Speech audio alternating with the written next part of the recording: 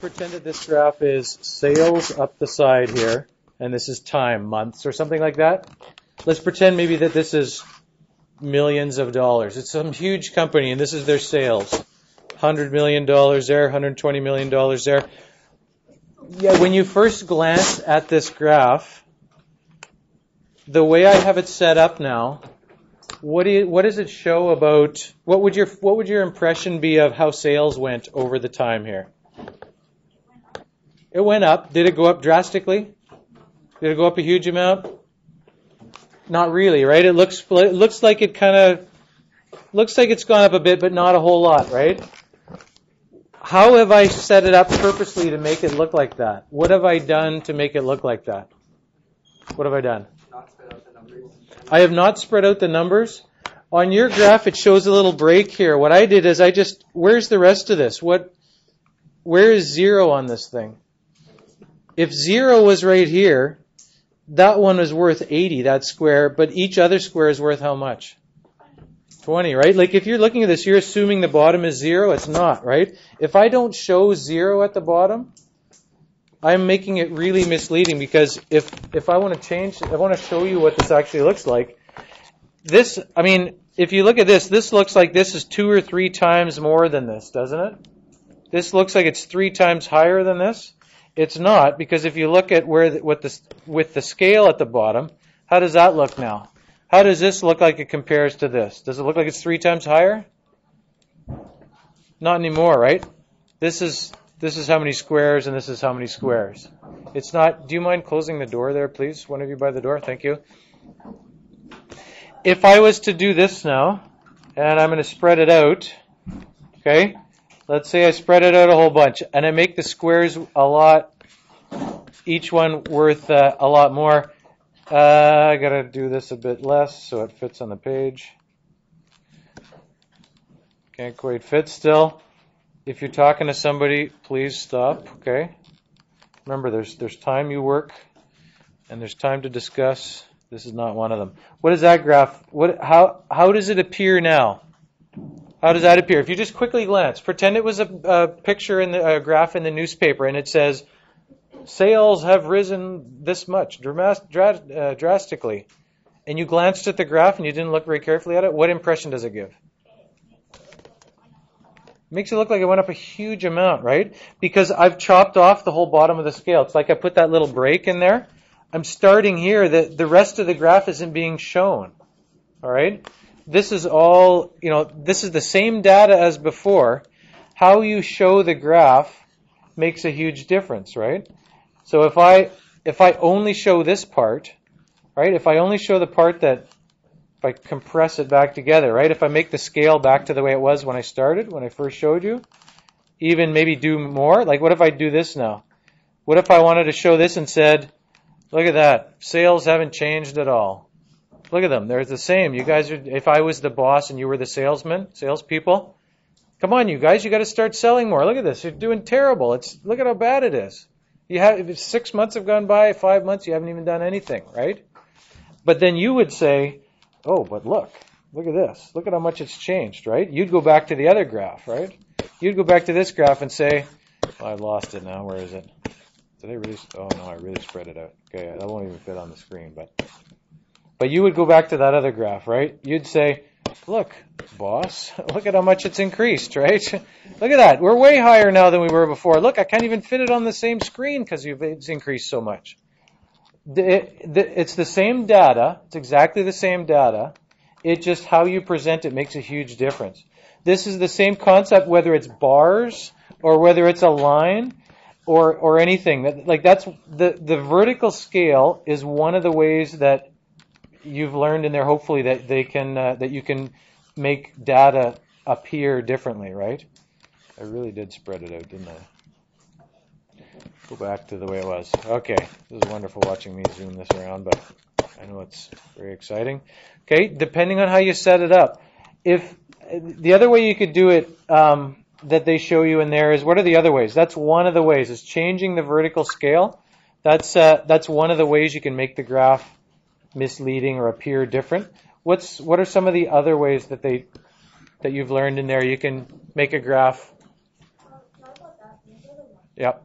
What are some other ways in there? The vertical scale is the first example. They talk about distorting the vertical scale. What are some other ways that you can make a graph misleading? What are the other ways that you learned in there?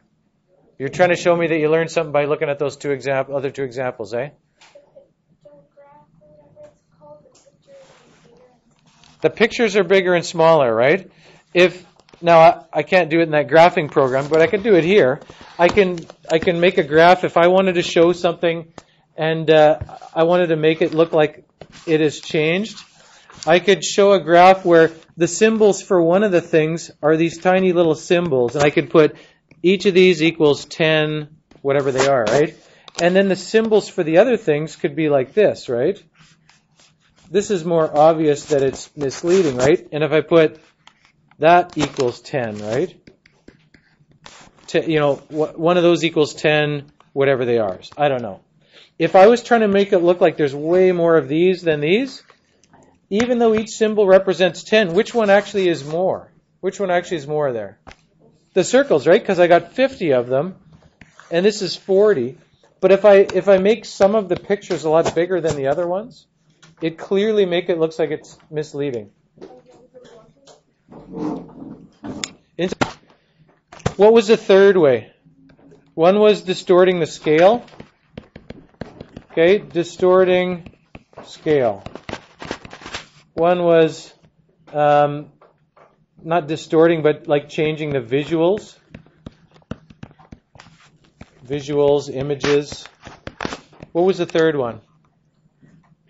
What was the third example? What did they show you? Here's my graph. I'll show you right now. This is 10. This is 20. Here's the first category. Here's the second category. When you just glance at that, here's the first one.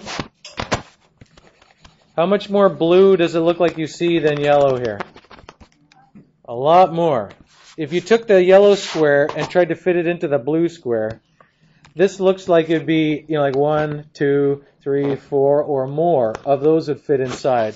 But if you look at the scale, what does it actually show? Like if you're looking at the scale here, that is how much? 10. How much is the other one? 20. I'm making it look misleading because I also made this one wider. I made it wider and taller, so it gives the illusion that there's a lot more. Really, if I was making this in a sort of a fair way, showing it fair, it should be like this, the same width, right? Because then twice as much appears as twice as high. But if you make it wider and taller, it distorts it, right?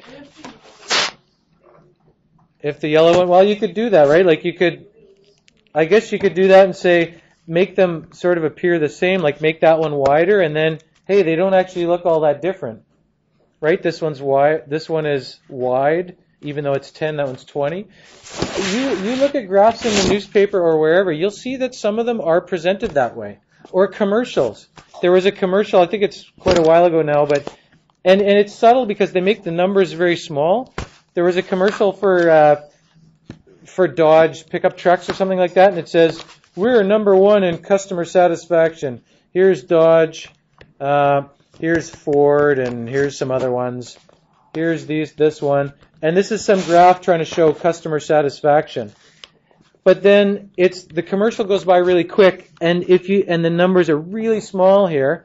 When you just glance at that, how does it look like? How many more times, if you buy a Dodge, it looks like 3 times as many people, right? Because it looks like it's 3 times as tall as that. But when you look at the numbers at the side, it says 98, 99, or something like 100 up here. Is this really 3 times as much as this? Not at all, right? If you actually drew it where the bottom was at 0, this one's above 98, right? If you drew it so that it was more fairly presented, there's 100, there's 0. The first one should go up to basically there. The second one should go up just marginally more. And then this one goes up just the slightest bit more, right? That's how it is. When you look at this graph, what illusion does that, or what impression do you get from that? they're all about the same. So you say, look, it doesn't matter. Everyone's happy with their truck, right? Whereas what the Dodge people are presenting is they want to present it the way that makes them look good.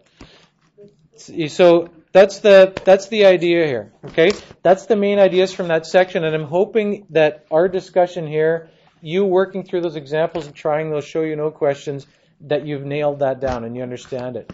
What you need to do for next time, if you haven't finished it, is work on finishing that check your understanding from the textbook. Do a good job of it. We're going to have someone's going to assess your work. Can you make sure you've written that assignment down on that sheet so that you're all set and organized?